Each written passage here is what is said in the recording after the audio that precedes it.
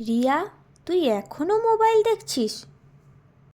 কী করব মা, বন্ধুরা তো এখন আর কেউ খেলতেই আসে না। সবাই ফোন না হলে টিভি দেখতেই ব্যস্ত থাকে। আমার একা একা ভালো লাগে না, তাই তো ফোন দেখি।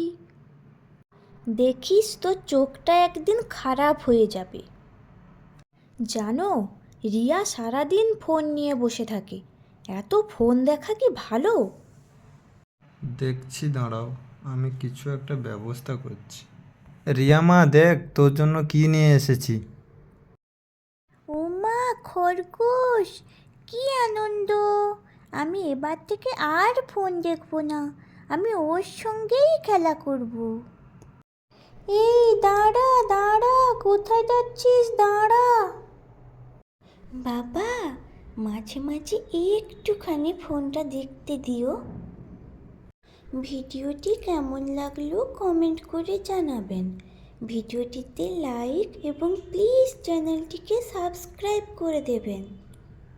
আপনারা লাইক, কমেন্ট এবং সাবস্ক্রাইব করলে আমি নতুন নতুন ভিডিও বানানোর উৎসাহ পাবো।